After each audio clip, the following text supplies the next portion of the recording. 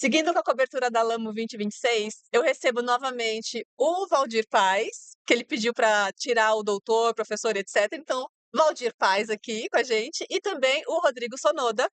E vocês dois são os fundadores da ABV.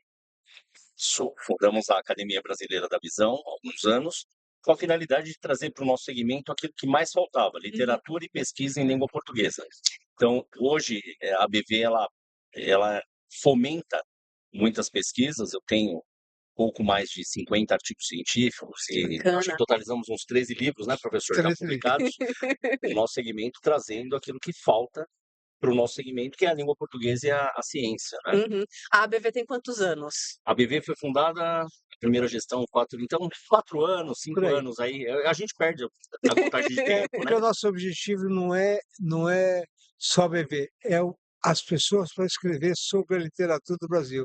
Eu acabei de Pesquisa escrever científica, né? eu Isso. acabei de escrever um livro aqui, por exemplo, Pais e Filhos, que praticamente não estamos falando de ótica. Nós só estamos falando de ótica nesse livro. Muita história de ótica, né. Muita história de ótica, como nasceram as óticas. Inclusive, eu tenho a honra, e nesse livro tem uma página, ou 2 páginas, 3 páginas, não importa quantas páginas tem, falando de um pai de um cara chamado Rodrigo Salazar, falando do pai dele sobre a ótica. E ele escreveu sobre isso e colocamos isso nesse livro. Esse livro tem a história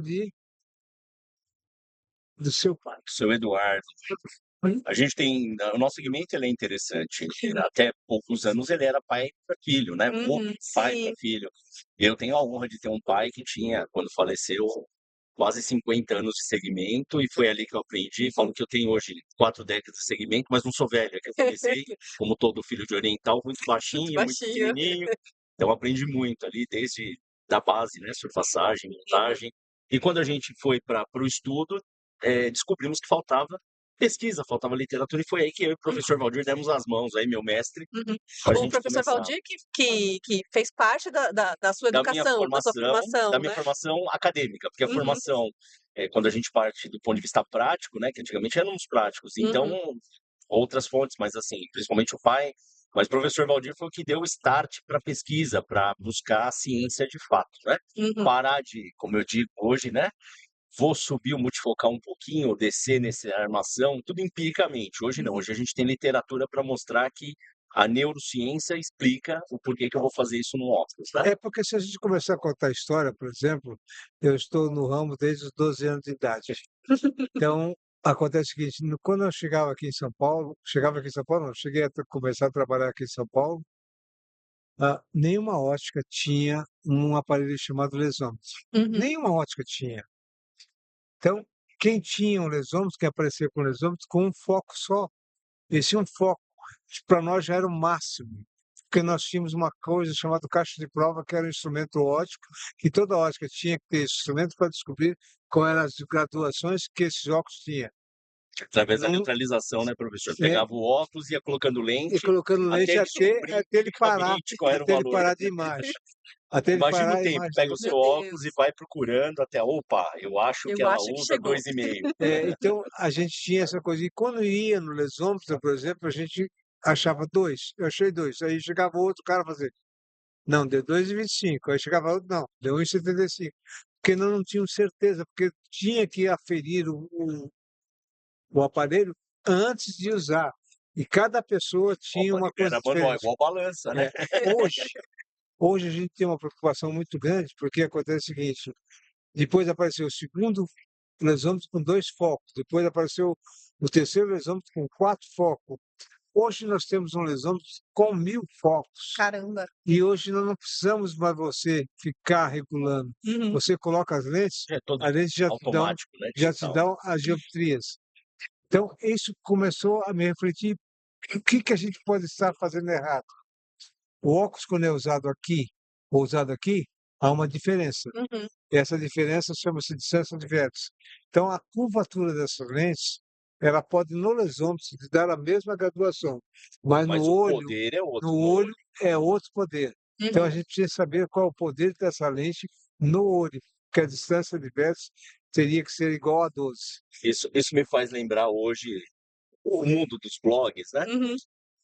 o optometrista, o oftalmologista, o expert vai sempre calcular baseado em 12 milímetros. Aí a pessoa cria a moda de utilizar esse óculos dessa Aqui. forma, isso. E Ou olhar seja, assim. todo aquele trabalho que foi feito Uhum. vai por água abaixo, né? Hum. Aquela personalização, qualidade de lente vai embora. Perfeito. E aí, ó, aos fãs, aos fãs. Esses meninos aí fabricavam as lentes multifocais mais importantes aqui do Brasil. Gravando. Um abraço para vocês, tá bom? Beleza? Deixa eu te perguntar então, falando um pouquinho da feira, vocês estão lá no stand da W Educar, né, a gente conversou ontem já com o Valdir e com o Rafael, agora conversando com você, Sonoda. Qual a importância para você de estar aqui, né, nessa feira? Que é uma feira que está começando, é a segunda edição. Lembra um pouco vocês no início da empresa de vocês também? Sim, toda empresa no início tem suas dificuldades, tem que dar o start. Eu acho que assim, eu tive na feira ano passado, esse ano novamente. Eu acho muito interessante essa iniciativa porque o segmento de exposição de ótica no Brasil estava concentrado. E aí, vou falar que eu visitei esse pavilhão em 1989, eu acho que era a primeira feira de ótica, né? E naquele momento a gente tinha uma feira concentrada como essa, hoje desse tamanho, que hoje ela toma 2, 3 pavilhões de Uhum.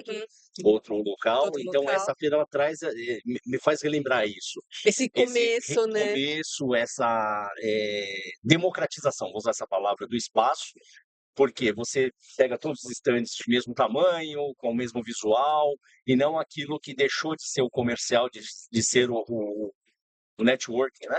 E Uhum. passou a ser um grande espetáculo. Então, Isso eu acho que é uma feira começou, muito mais isso começou, prática. na realidade, com uma empresa, não, com uma associação chamada ABCI. Uhum. E o cara dessa empresa tinham várias pessoas que comandavam essas empresas para que a gente pudesse fazer um pavilhão de ótica ou uma feira de ótica. Então, Aquela feira de 89 era da BCI, era a era Associação Brasileira de Cineóptica. isso Que é da legal. BCI, e eu vou dizer mais uma outra coisa, essa BCI ela é uma fundação que está aberta até hoje. Uhum. Na Avenida 9 de Julho, ela tem entidade, e o presidente dessa entidade chama-se Fabiano Paz de Oliveira. E lá tem uma outra associação chamada ABV, Viver está albergada lá. que é, que é eu e o Sonoda que colocamos essa coisa nesse mercado. Agora, tudo isso começou no Ibirapuera, Ibirapuera. no Parque Ibirapuera. Isso Era aí no Ibirapuera, não é era em Anhembi, estou Ibirapuera, confundindo, não é Anhembi. exatamente. Começou no Ibirapuera. Em Ibirapuera nós tínhamos o Vanderlei Azevedo, que era o presidente da BCI, que era um cara íntegro, um advogado em Taubaté, que era presidente da BCI, e ele criou essa feira. Hoje nós temos a Abiótica Uhum. no lugar dessa feira, que é ao mesmo comando, o mesmo respeito, a mesma virtude que tínhamos naquela época. E tudo isso foi comandado por um cara naquela época, em 1900 e nada, que era José Carlos Maia.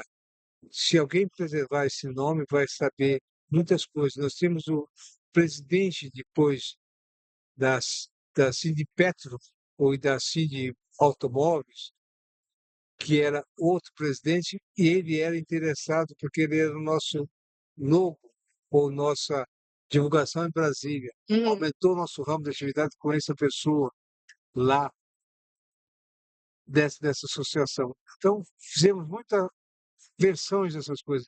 A gente criou muitas coisas, foram muitas coisas boas, mas hoje a feira de tópico do Brasil, ela se chama-se Abiótica. Nós temos hoje feira em Belém do Pará, nós temos feira em Minas Gerais, nós temos feira no Rio de Janeiro, nós temos feira em Gramado. Gramado. Gramado é muito boa, é agora Gramado. Tem a feira em Gramado, tem a feira de Maceió, foi a feira de Minas Gerais. Nós temos hoje várias feiras, tem a feira em Fortaleza, que é muito boa. Então, tem várias feiras no Brasil. Nós temos mais de 15 feiras de ótica no Brasil hoje. Uhum. Então, o que nós estamos fazendo hoje é mais uma divulgação do que a gente possa constatar de melhor para que a gente possa ter. Com certeza. E quanto mais, melhor, né? E Sim, nós eu temos, acho que essa democratização do Uhum, espaço, do e exatamente. essas conhecimento. coisas que eu tenho aqui, por exemplo, eu trouxe um cara para dar uma entrevista, que o cara, ele está afastado um pouco de mim e eu Eu tô adoro esse, sentindo um não, negocinho no coração aqui. Não resiste. eu adoro esse menino aqui porque acontece que nós plantamos muita coisa juntos, estamos plantando muita coisa juntos Plantamos, colhemos, né? e estamos E plantando muita coisa compartilhamos juntos. muitos pensamentos que a ótica não compartilha muitas vezes, a optometria, a ciência não Uhum, compartilha, mas nós uhum, chegamos à resolução daquele problema através da ciência, né? uhum. E divulgando para o mercado sempre. Estou torcendo para vocês conhecerem. Perfeito. Uma última pergunta. Pensando nessa questão da pesquisa científica e tudo mais, um aluno que esteja começando hoje, que esteja vendo o nosso conteúdo e tudo mais, e de repente ele, poxa, mas eu não sei se eu quero trabalhar aqui. O que que você diria para ele, para chamar ele para vir para a pesquisa científica? Qual foi o bichinho que te mordeu, que você acha que Eu, poderia mordê-lo também, eu para gosto vir para a muito de pesquisa? desafio. Então, quando eu publiquei o primeiro artigo científico em língua portuguesa em revista de renome, Uhum, nós tínhamos 3 artigos científicos publicados naquela ocasião. uhum, Então, hoje, deve passar, faz tempo que eu não faço pesquisa de quantitativo, mas deve ter um pouco mais de uns 100, porque eu contribuí com 50 ali para uhum, engrandecer. E o que eu entendo, né, é que nós precisamos, esse aqui vai embora um dia, uhum. nós precisamos deixar o conhecimento para a próxima geração. Sim. Nós temos aí um grande número de alunos que estão se graduando, ou tecnólogos ou bacharéis em optometria, em ótica, outros já estão evoluindo, buscando a pós-graduação. E toda vez que a gente fala em graduação, graduação pós, ou mestrado, doutorado, a gente precisa de fomento científico. Então, a contribuição para a humanidade e tirar da sua cabeça todo aquele seu conhecimento, lógico, de forma científica, e contribuir. Eu acho que Hum, esse é o que me fez trilhar o caminho da ciência aí. A perfeito. ciência ela foi colocada a nós com duas ou três alternativas. A primeira era o técnico. Uhum, Nós firmamos bem o técnico, agora nós estamos firmando não o técnico, e sim o tecnólogo. hum, E depois do tecnólogo nós temos o bacharel. uhum, Então esses 3 pontos são importantes, porque inclusive tem um ponto importante hoje no mercado, que a gente chama de tecnólogo em oftalmologia. uhum, Ele não é médico, ele é uhum, um tecnólogo. E para que ele serve? O oftalmologista não se preocupar com, com a palavra chamada correlato, que são óculos, Contatologia, se preocupar mais com patologia e deixar esse correlato para o tecnólogo arcar e executar, seja na área de optometria, seja na área de oftalmologia, seja na área de fisioterapia, seja em que área for. O importante é que você possa melhorar mais esse ser humano. Só isso. perfeito, me então. permite fechar só com um Claro, chamado, então, com para certeza. vocês. É, Essa câmera é essa isso. é algo importante, como eu falei, a graduação e a pós-graduação, nós precisamos engrossar dentro da optometria, dentro da área da saúde visual, o número de mestres e doutores. Então, convido ele a pensar nessa situação. Acabou a graduação, fez uma pós-graduação, pegou uma linha de pesquisa, segue para o mestrado e doutorado, e depois o pós-doc, que é o que nós precisamos muito nesse país. É isso, meninos, muito obrigada. Um abraço para Grato. você.